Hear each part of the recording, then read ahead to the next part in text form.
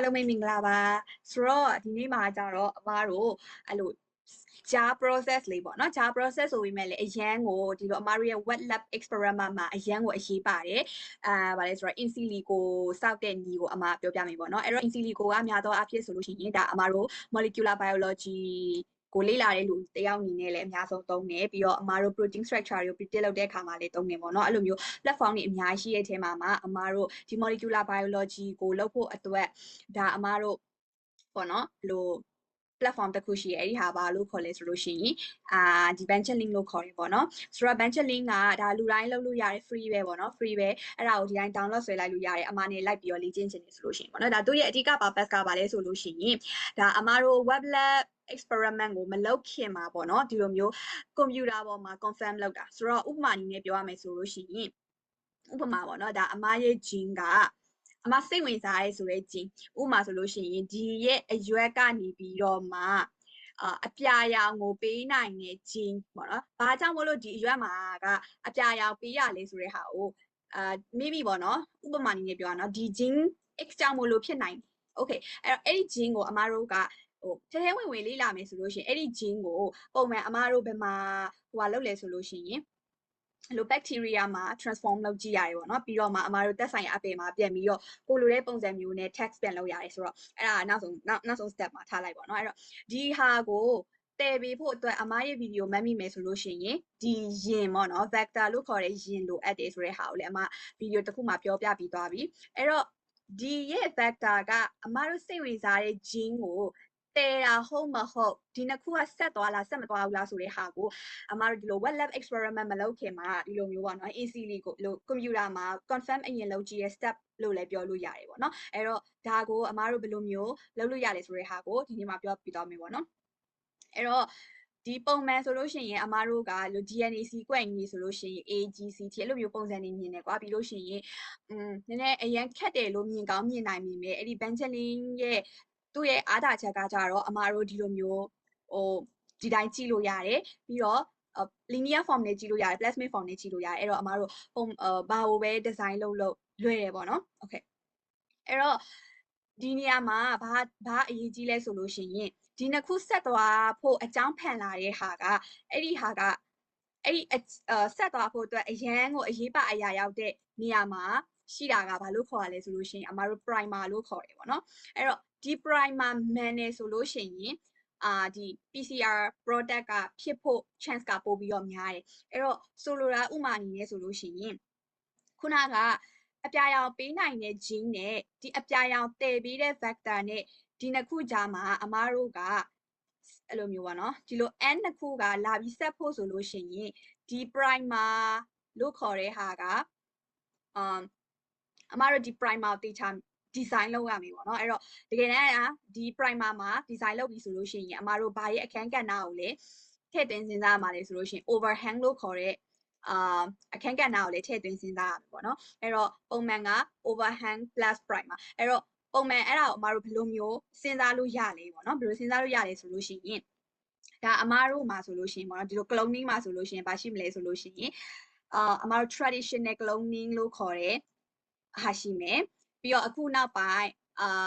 Golden Gate Assembly လုပ်တဲ့ဟာရှိမယ်ပေါ့နော်အဲ့တော့ TCR traditional cloning เนาะဒီမှာ GGR Golden Gate ကိုပြောတာအဲ့နှစ်ခုကွာတာကိုလေအမနောက်ပိုင်းမှာပြန်ပြီးတော့ပြောပြမယ်ပေါ့နော်အဲ့တော့အမရဲ့ personally အရာဆိုလို့ရှိရင် Golden Gate ကိုပို့ကြိုက်တယ်ဘာလို့လဲဆိုတော့သူကလေဘာကိုအရန်overhang ကိုတော့အရန်မက်ရတယ်ဆိုပေမဲ့သူ့ကိုတုံးတဲ့ဒီ web lab ကိုလုပ်ပြီးဆိုလို့ရှိရင်သူ့တုံးတဲ့ restriction enzyme ကမက်ရတာလွယ်တယ်အဲ့ဒါကြောင့်မလို့ပါเนาะဒီ traditional ဟာကကြတော့စောက်ရတာလွယ်တယ်ကွာဒါပေမဲ့တကယ် web lab လုပ်လို့ရှိရင်လေ तू က process ကအရန်ကြာပြီးတော့မသိဘူးကွာအဲ့လိုမျိုးဒီလုံနေရင်းနဲ့လေဘယ်လိုပြောရမလဲဖေးသွားနိုင်တယ်ကွာလောကနောက်ဆုံးအဆင့်မရောက်ခင်မှာကို concentration မလောက်တာတွေအဲ့လိုမျိုးအချိန်ကလည်းကြာတယ်အဲ့လိုမျိုးပေါ့နော်အများကြီးပဲအဲ့လိုconditions တွေရှိတယ်ဒါပေမဲ့လည်းဒါအခုလူတွေနောက်ပိုင်းလူတွေတော်တော်များများတော့ဒီနီလန်ကိုအသုံးပြုကြပြီပေါ့နော်အဲ့တော့ဒါအမတို့ဒီနှစ်ခုလုံးမယ်ဆိုလို့ရှိရင်ခုနကပြောတယ်ဗာလဲဆိုတော့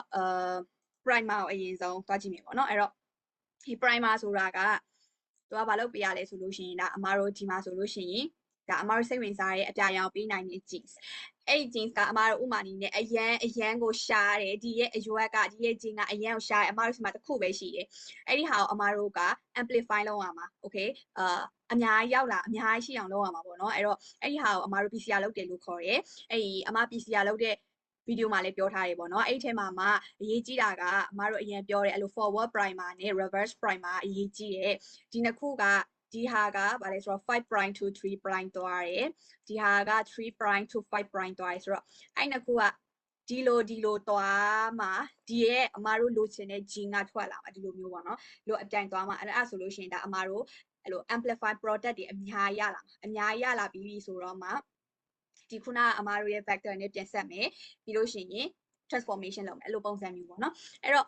ဒီနေရာမှာဒါကိုဘယ်လိုမျိုး design လုပ်မလဲဆိုတာကလည်းကိုသုံးမဲ့ method ပေါ်မှာမူတည်ပြီးတော့ကွာမယ်ကိုက traditional cloning ကိုလုပ်မှာလား golden gate ကိုလုပ်မှာလားအဲ့ဒီဟာပဲပေါ့နော်အဲ့ဒီဟာကိုကဥပ္ပပြတိထားရင်ရပြီအဲ့ဒါကိုဘယ်လိုသိမှာလဲဆိုလို့ရှိရင်စာမျက်နှာဖတ်ရမယ်ပေါ့နော်အဲ့တော့အမဒီနေ့မှာက traditional cloning ကိုအရင်ဆုံးပြောပြပေးမယ်ပေါ့နော်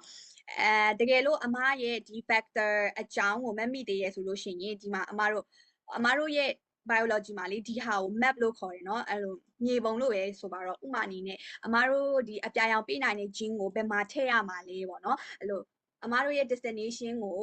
ရောက်ဖို့ဘယ်လမ်းကနေသွားရမလဲဆိုတဲ့ပုံစံမျိုးပဲအဲ့တော့ဒီအပြာရောင်ကိုဒီထဲရောက်ဖို့အတွက်ဘယ်လိုလုပ်မှာလဲဆိုတော့ပုံမှန်အားဖြင့်ကအမတို့ဒီ factor မှာဆိုရင်မမိကြမလားမသိဘူး MCS ဆိုတာရှိရလေ multiple cloning site ဆိုတာရှိရအဲ့တော့အဲ့ဒီ multiple cloning site ဒီပတ်ဝန်းကျင်မှာဆိုလို့ရှိရင်ဒါအမတို့အဲ့လိုမျိုးခဏနေ map ကိုပြမယ်เนาะအမဘာရှိလဲဆိုလို့ရှိရင်ဒီနေရာမှာအများကြီးပဲအဲ့လိုမျိုးဘာလဲဆိုတော့အဲ့ဒီဟာကို restriction enzyme လို့ခေါ်ရပေါ့เนาะအဲ့တော့အမဒီမှာရေးလို့ရန်ကောင်းပါပဲ more tools မှာတစ်ချက် show ရအောင်okay never mind အဲ့တော့ဒီ multiple cloning site မှာဆိုလို့ရှိရင်အမတို့ restriction enzyme ဆိုတာရှိတယ် okay အဲ့တော့အဲ့ဒီ restriction enzyme တွေကဒီရဲ့ traditional cloning မှာဆိုလို့ရှိရင်သူက overhang အနေနဲ့လုပ်ပေးတာပေါ့နော်အဲ့တော့ဥပမာအနေနဲ့ဥပမာပြောပြတာနော်ဥပမာအမ favorite ဖြစ်တဲ့ဒီ restriction enzyme ပေါ့နော် traditional cloning မှာတုံးတဲ့ enzyme ကိုဥပမာအနေနဲ့ပြောမယ်ဆိုလို့ရှိရင်အမက HIN3 ဆိုတဲ့ HIND ရဲ့နောက်ထပ် XPAL ဆိုတဲ့ enzyme ဥပမာအနေနဲ့ပြောပြတာပေါ့နော်အဲ့တော့ဒီကောင်ကဒီအမရှိတဲ့ gene ရဲ့5 prime မှာဒီကောင်က3 prime မှာ okay အဲ့တော့ဒီကောင်ကဒီမှာလာဖြတ်ပြီးတော့ဒီ X bar ကဒီမှာလာဖြတ်မယ်အဲ့တော့ဒီဟာနဲ့သူ့ကိုလက်ခံပေးမဲ့ကောင်တွေကဆက်သွားဖို့ဆိုလို့ရှိရင်ဒီလက်ခံပေးမဲ့လူစီမှာလည်းဗာရှိရမှာလဲဆိုတော့ဒီလိုတူညီတဲ့ဟာရှိရမယ်ပေါ့နော် okay အဲ့တော့ဒါကတော့နည်းနည်းခက်မလားတော့မသိပေမဲ့အမတို့က vector map ကိုအရင်ကြည့်တာပို့လွယ်တယ်ပေါ့နော် vector map မှာရှိတဲ့restriction enzyme ပေါ်မှာမူတည်ပြီးတော့အမတို့ကဒီရဲ့အမတို့ gene ကို design လုပ်လို့ရတယ်အဲ့တော့ဒီနှစ်ခုကဆက်သွားဖို့ဆိုလို့ရှိရင်ဒီအမတို့ဆက်မဲ့ overhang ကတူဖို့လိုတယ်ပေါ့နော်အဲ့တော့ဒါကဒီ primer design လုပ်ဖို့ဆိုလို့ရှိရင် traditional cloning မှာဒါကိုသိဖို့လိုတယ်နောက်တစ်ခုကဘာအရေးကြီးလဲဆိုလို့ရှိရင်အမခုနကပြောတယ်ဒီရဲ့ step ကိုအရင်ပြန်သွားကြည့်အောင်နော်အမခုနကပြောတယ်ဒီလို amplify လုပ်သွားဖို့ဆိုလို့ရှိရင်အမတို့ကချက်ချင်းကြီးကွယ်အဲ့လိုမျိုးခုနက overhang okay နေ overhang ကိုဒီမှာလာလိုက် overhang ကိုလာလိုက်ပြီးတခါတည်း amplify လုပ်သွားလိုက်အဲ့လိုမျိုးမရအောင်အမတို့စီမှာကကြတော့ဒီလိုမျိုး landing လို့လည်းပေါ့နော်ဥမာအနေနဲ့ဆိုလို့ရှိရင်လေရင်ဆင်းလာတာကိုပဲဟိုပုံဖော်ကြည့်လိုက်လို့ရရပေါ့နော်အဲ့တော့လေရင်ဆင်းလာပြီဆိုလို့ရှိရင်ဒီလိုမျိုးဟိုပါလေအဲ့နေရာကိုရက်မဲ့နေရာကိုမရောက်ခင်မှာ landing site ဆိုတာရှိရကွာအဲ့လိုမျိုးပဲအဲ့တော့ဒီ primer ကြီးကဒီအမတို့ gene ပေါ်မှာမရောက်ခင်မှာအဲ့လိုမျိုး